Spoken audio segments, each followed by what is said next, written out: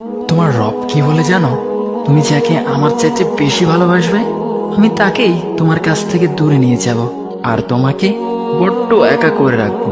তিনি আরো বলেন, কখনো বলবে না যে তাকে ছাড়া আমি বাঁচবো না, কিন্তু আমি তোমাকে তাকে ছাড়াই বাঁচাবো।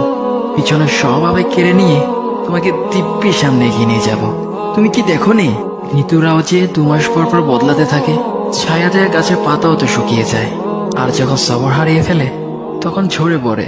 কিন্তু তোমার রব তো ধৈর্যশীল ও পরম দয়ালু। তিনি তো সেই ঝরে যাওয়া পাতার ঢাল থেকেও সবুজ পাতা গজান। তুমি কি দেখছো না তোমার স্রষ্টার এই নিদর্শন?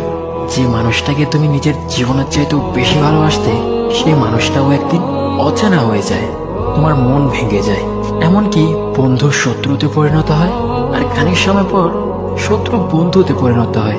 যে মানুষটাকে তুমি নিজের জীবনের অংশ ভাবতে, সে মানুষটাও প্রতারণা করে।